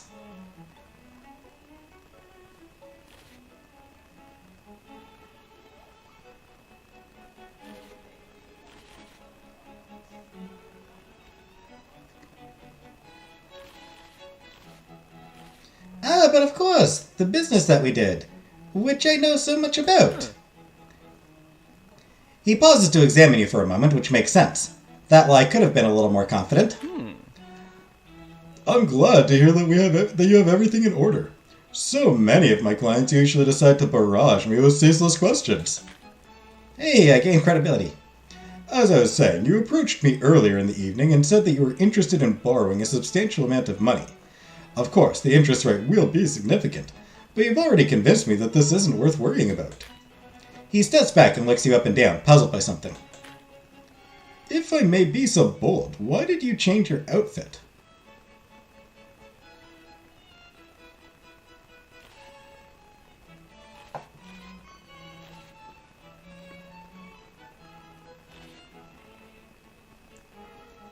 We had a weird kid like that in high school, but we called him toaster puppies. Monsieur, I can assure you that I haven't changed my clothes. You haven't? Truly? Then, if you aren't the one I spoke with then... Madame, I'm sorry, but I need to leave immediately. We'll have to discuss your loans later. He replies, attempting to sound serious, but you can hear an undertone of panic in his voice. He hurries away nervously, which seems good until you realize that he's still planning on trying to negotiate some kind of massive loan with you. The kind you can't possibly afford. Dang. However, your first real priority is finding this mysterious woman who is pretending to be you.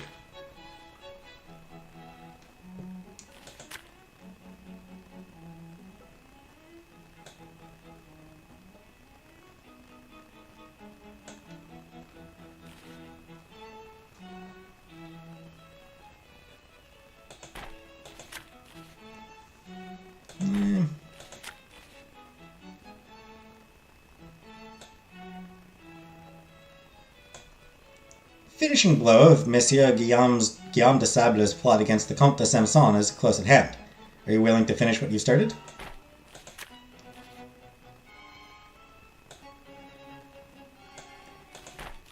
Yes, back to the... Libertine Ruination. The finishing blow of Monsieur Guillaume de Sable's plot against the Comte de Samson is close at hand. Are you willing to finish what you've started? Yes, the petty ruination of somebody. With any luck, I'll lose peril, too. Along with getting some outrageous gossip. You decide to investigate the vestibule after you notice guests starting to crowd the room. Amidst the general frantic energy, you manage to hear the Comte de Samson is about to reveal his son's fiancée to the assembled crowd. Apparently, she's arriving any second. Of course, you know that no such woman actually exists. This is all part of a plan devised by Monsieur Guillaume de Sable, which will help you discredit the Comte de Samson, and thus your hated enemy, Baron Maximin de Termes. As you join the crowd, Guillaume steps up next to you and waggles his eyebrows at you. You can tell that he's barely concealing his excitement as to whatever is going to come. Guillaume tells you that the Comte de Samson is about to reveal his son's bride, who does not exist, and that now is the time to strike. The Comte de Samson and his son have taken my bait. I've convinced them that the mysterious woman will soon be arriving by carriage to make her grand entrance. Oh, they'll be so disappointed to find it empty, and the whole thing a ruse, won't they? This will, of course, make the revolution look like utter buffoons, and I'm sure those associated with the crown will truly appreciate how you helped make this come to pass. You feel a surge of people in the crowd at the back of the vestibule, and soon find yourself buoyed along by the movement of the other guests, until you find yourself outside. Anticipation builds as a splendid carriage approaches.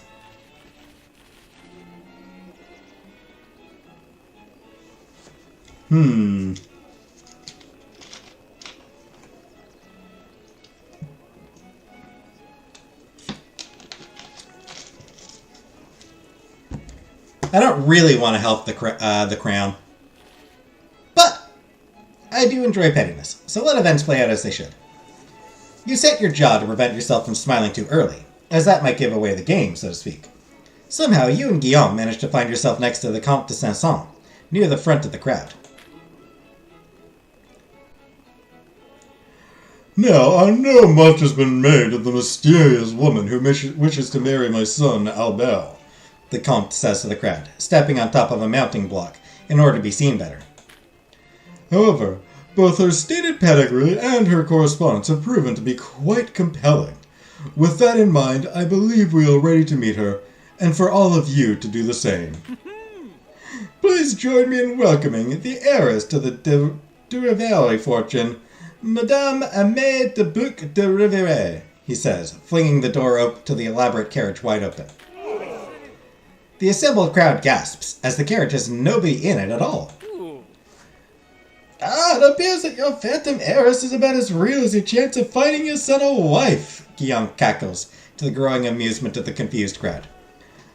Perhaps you would do better by being more prudent next time, no? Monsieur de Sable, I should have known this was your doing, the Comte de Sanson shouts, his face growing paler by the moment as he comes to realize how foolish he looks at this moment. You thirstily memorize every detail of the proceedings, as this is the sort of thing Pierre lives for. While you're occupied with that, you feel Guillaume quietly press a small cloth pouch into your hands. Hey, I've gained money. The shouting between the two men begins to escalate, and the crowd laps it up with astonishing hunger. You're not quite certain who is winning this particular affair. However, you do know that it makes Maximin's ally, and by proxy Maximin himself, look positively foolish. Dang.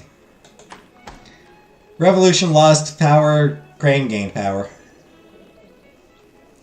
As fascinating and eventful as this all is, you use this opportunity to slip back inside before anyone takes any notice of you, and starts to link you to these proceedings.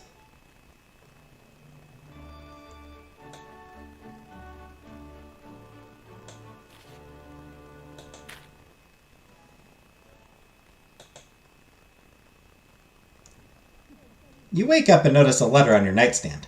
Camille must have put it there while you were still asleep. Opening the letter, you are initially baffled by a wall of sloppy handwriting. After a few moments of squinting, the squiggles on the page start to look like actual words. Hey, Juicer. Hey, Derp. Hey, Wyatt. I mean, I've tried a few. Apparently the letter is from the artist, Elizabeth. Madame Yvette, I just finished my portrait of the two amazing subjects you introduced me to. I just know that anyone who sees it is going to find it very surprising, though you'll have to see it for yourself. I've left instructions with your maid on how to contact me. Whenever you're ready, send me a message and I can bring the painting over for one final evaluation. Bien vu, Elizabeth. P.S. I have one more surprise for you, but you'll have to see it in person. Is it a nude?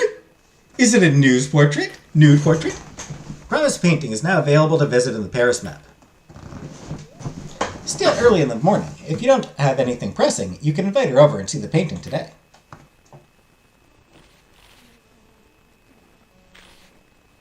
Oh, a birthday party! Vice-Countess Agnes Orleans. To the birthday party on May 3rd. Intimate party is sure to be the very height of generous amusement. Except...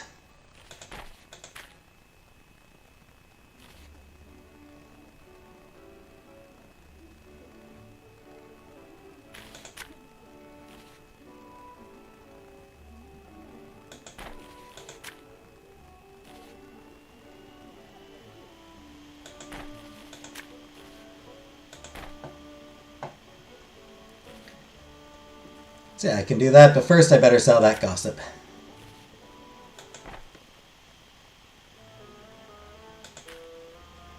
Some representatives from the Third Estate have gotten free rooms to stay in from a prominent hotelier.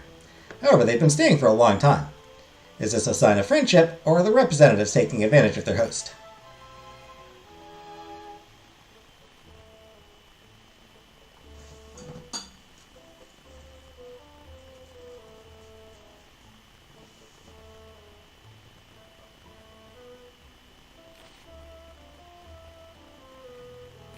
Yeah, I've got a lot of money.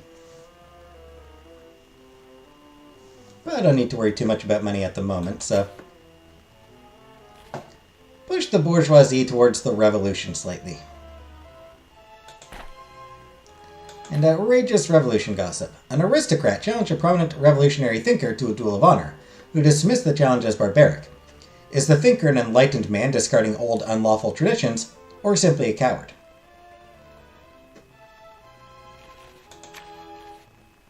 Alright, let's increase the power of the revolution.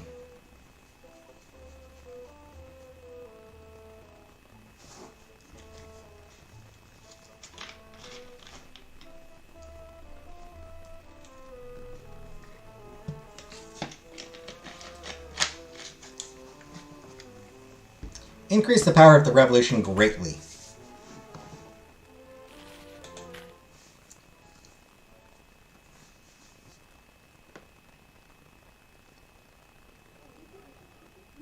You start your day, as you normally do, by reading the morning paper. You furrow your brow at the news that something has gone well for that wretched Baron Maximin de Termes. Apparently he held his grand salon last night. That was his most public event of the year, and with this opportunity passed by... Ah, shit! God damn it. Seems like you will not be able to gain any kind of meaningful vengeance against him. Damn!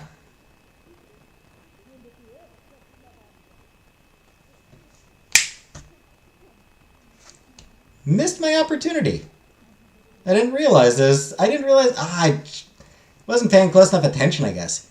Uncertain of why you're choosing to do this to yourself, you keep reading the article anyway, growing angrier by the line. Not only was the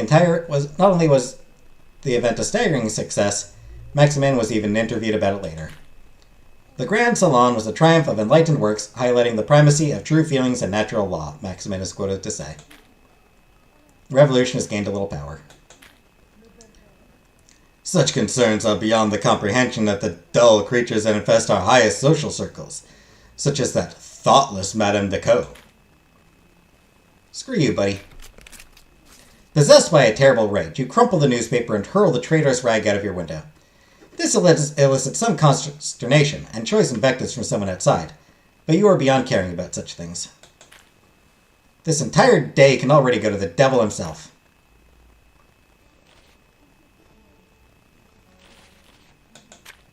Damn. Feast of St. George.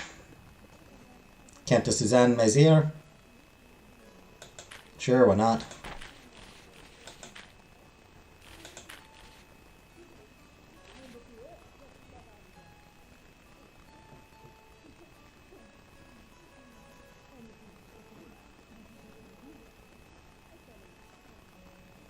Alright, so I need to increase the power of the revolution and maybe try to move the military over to the revolution side. Weakening the church's thing would help as well.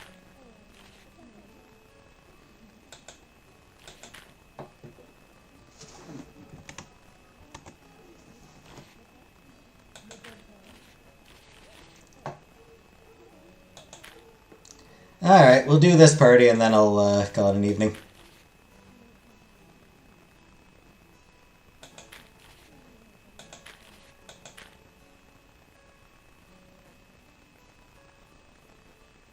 Yeah, it's still got a fair bit of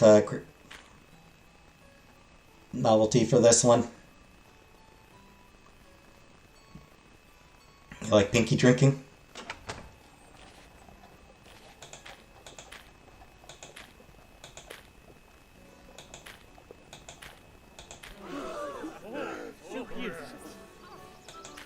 Huh. And lira to decrease my peril by 3. I love pink, 1 less gold finger. Smart, smart.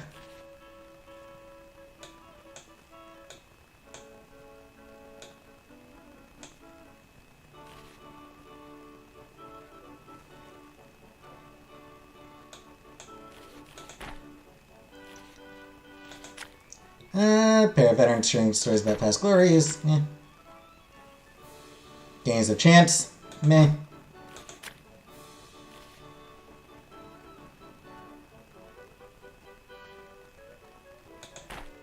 Meh. Pair of gentlemen are discussing yet another scandal that the military has been drawn into. However, this scandal is part of a pattern that leads some to questioning where the military's true loyalty should lie. Oh, that sounds useful. Listening to just customers talking to me and shit? Yeah, that sucks. Fucking customers. You circle the party with a wide-eyed expression of feigned delight. It's not that you're not enjoying yourself, but it helps make it less noticeable that you're looking for promising targets of your inquiries. You come across a conversation between a bespectacled man and a dragoon. The unfamiliar guest is keeping a calm demeanor, but the young cavalryman is letting his fiery temperament get the better of him. Why is it that smaller people are always so quick to anger? Do they just have the same amount of choler as everyone else, but less room to store it? Could be. First is excuses and pay shortages, but now we're dogged by yet another scandal. Even our weapons themselves are suspect. Corporal Davamier. So I've heard, replies the gentleman. From what I know, soldiers in multiple battalions have found that they were sold crates of musket balls made from doctored lead. These brittle ammunitions barely fly through the air. Even if they do manage to find their mark, they harmlessly crumble to dust. He grimaces before returning to his normally neutral expression. It appears that the supplier of these musket balls is owned by a noble who's currently favored at court, so any investigations into this misdeed have merely fizzled out without answers. Ugh, the dragoon replies, spitting on the ground in disgust. If any of us did this, we'd swing from the gallows, and rightly so. It seems that even treason in the name of profit is acceptable, as long as you have blue blood flowing through your veins. Whose fault is this, really? You consider the implications of such rumor.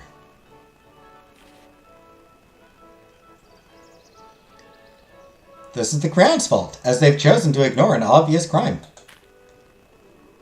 Cheap ground gossip. The entire thing is a disaster from start to finish, the gentleman shakes his head at the thought. Mad! Curses the dragoon when he sees you've overheard their conversation. Obviously, I find no fault with His Majesty King Louis XVI. God preserve him. The military stands ready to defend him at a moment's notice, the corporal exclaims, forcing an excessively broad smile. Believing otherwise would be an unacceptable crime, and beneath me.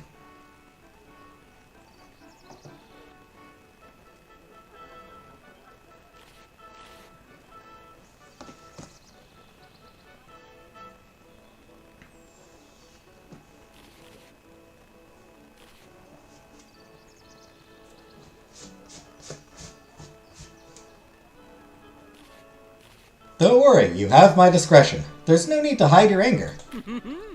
Merci beaucoup, madame, he replies in a low voice. Well, that's not including the gossip he picked up earlier, but he believes you regardless. Everything feels like it's just lurching from one crisis to the other. People like us, he continues, gesturing at the three of you, people like us need to look out for each other, because I guarantee you that nobody else will.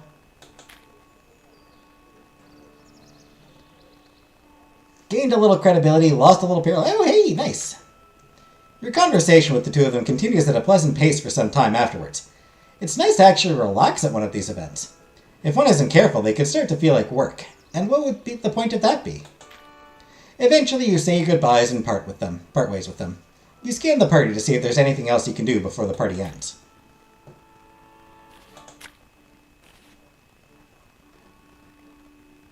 I could steal some money, but screw that.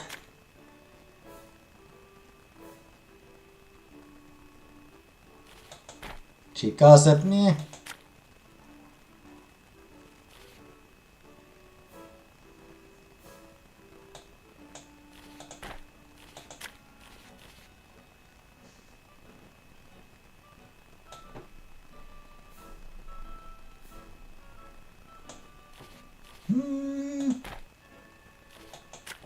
The Dragoon, Corporal Davanier, seems to have heard something that's bothering him.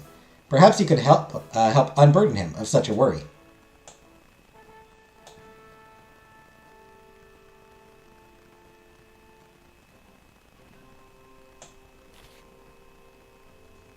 Sure. He seems nice.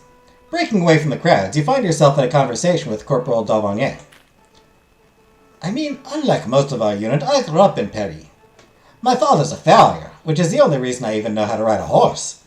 I've been around the stubborn beast since I could walk. One even gave me my first scar, he says, pointing to a thin line at the top of his forehead. Of course, that's not always the case. A few months ago, we had someone who joined up who'd actually lied about knowing how to ride. Apparently, the fool thought he could earn better pay. Instead, all it got him was a broken shoulder when his horse bucked him off. He laughs. I wonder whatever came of him. Doesn't really matter, I suppose, he says with a shrug. Other than the usual complaints and frivolities, our barracks are alight with mutterings of people worried about how dangerous the revolution is becoming. It's funny they're all so loyal to the crown, considering the rumors I've heard lately. Begging your pardon, madam. I shouldn't be discussing that sort of thing. I think we both know I'm not walking away without learning what you've heard. No, it's all right. You can tell me, Corporal. Well, you see... It's none of your concern, he says, eyeing you reproachfully. Should have gone with the peril one. Especially since I just gained peril anyway. Before you can press him further on the issue, he turns on his heel and leaves the conversation entirely. A few party guests stare at him in bewilderment, trying to deduce what's transpired. You leave for a different section of the party before anyone gets a chance to inquire further. You're trying to obtain gossip, not become it.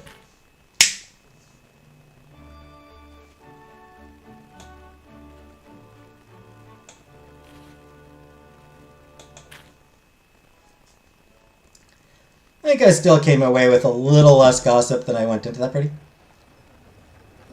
You look up at the sound of Camilla knocking on your door. Good morning, madame! The house's rent is due today, as are my wages. Yeah, pay.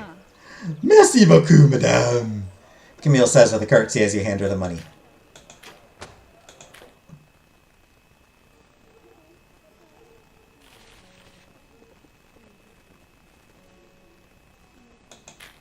Alright, gonna go sell that gossip and then call it an evening.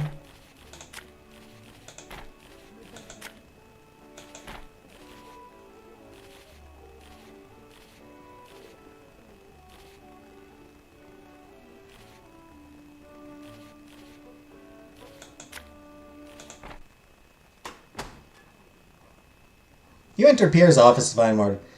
Oh, madame, thank God you've arrived. I have been keenly checking the winds of public opinion, and my finely honed journalistic senses tell me that our readership desperately cries out for stories concerning the crown. Haha. I have gossip. Gossip about the crown in 11 days? I can do that. I can do it today. Fantastique, madame! I knew you were perfect man for the job. I already await your success with bated breath. To business, yes?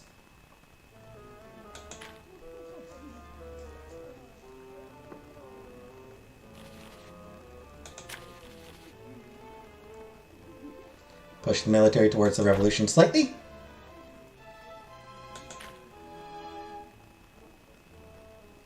Queen was recently seen bedecked in a spectacular new diamond necklace. Is it a sign of royal power or unnecessary excess?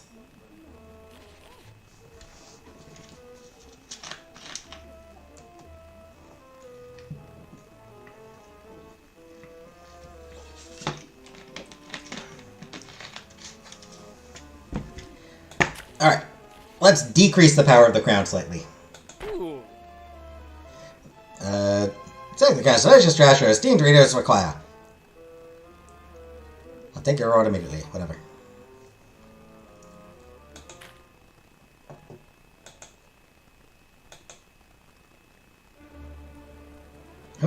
A week ago, a wallpaper manufacturer named Jean-Baptiste Réveillon made a speech demanding bread prices to be lowered to something workers could afford. However, this speech was misinterpreted as a plan to control the wages of workers. Last night, a protest at his factory resolved peacefully. Today, however, was different. Yesterday's crowds, over 3,000 strong, returned today. As mobs began to smash Réveillon's factory, the watchmen of the Gay Royale were mobilized to contain the crowds, suddenly reinforced by the Queen's Dragoons, who were in the area for a training exercise. Bourgeoisie has lost some power. Dang. Sudden presence of the military was a disquieting one. It's one thing to face the watchmen one sees every day on the street, but it's another to see mounted soldiers with rifles and sabers. One exists to keep the established order, the other exists to kill. Fear began to escalate through the crowd. Fear led to violence. A brick was thrown, a rifle was fired. Nobody knows which happened first, but for a brief moment the floodgates of violence were opened, and blood flowed in the streets around a simple wallpaper factory. In the midst of this madness, a common soldier broke ranks, riding into the center of the conflict, waving his hat, imploring everyone to put down their weapons and come to their senses. The unbelievable sight was enough to stun those who saw it, to make them reconsider their actions. He was struck down by a bullet, fired by one of his own comrades. An accident. His name was Corporal Thomas Alexander Dumas, and he will be remembered as a hero. His death led to an abrupt ceasefire and is credited with greatly diminishing the amount of casualties that day. This has led to a sudden swelling of support for the members of the soldiering class from all corners of society. Military gained a large amount of power. Dang. His funeral was one of the most widely attended in recent history, with demagogues from both the Crown and Revolution claiming Thomas Alexander as a martyr to their cause. The military establishment has chosen to remain silent on the matter. This silence, in fact, has been deeply concerning for members of the aristocracy, who are worried that the common soldiers will be less likely to bear arms against their fellow citizens. Still, despite this, the soldiers of the Garde Française have volunteered to patrol the streets until a measure of peace is restored. This has been greeted with a wary assent by the public. Military has moved its allegiance towards the revolution by December. Ooh, nice. Convenient.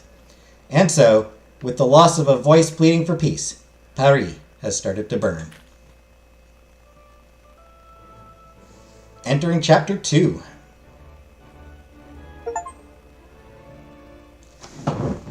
Which, I suppose, makes this a good place to end.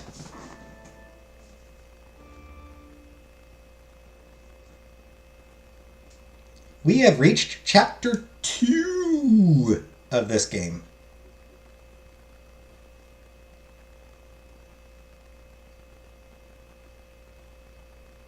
Neat.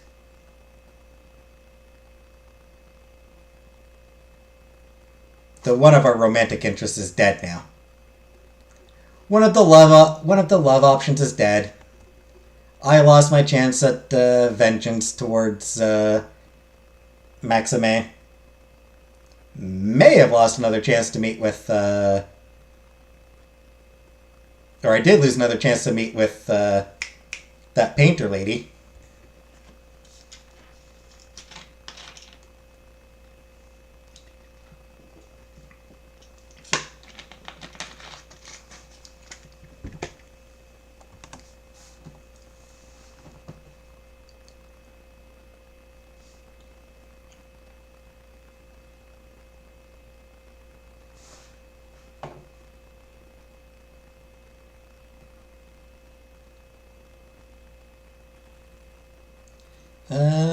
Yeah. So next week, we will begin Chapter 2 of this game.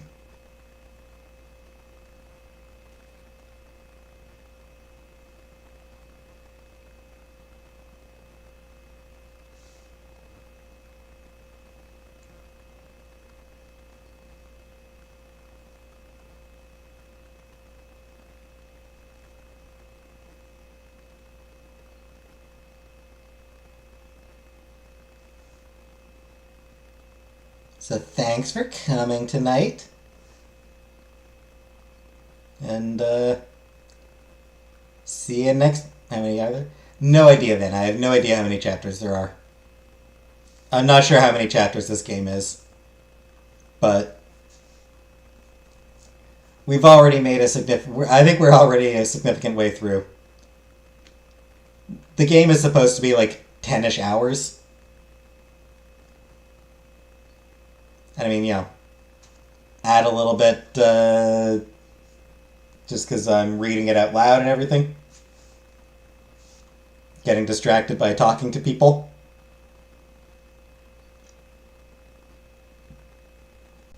So I'd say we're probably about a third of the way through the game. We're probably about a third of the way through the game at this point. Would be my guess.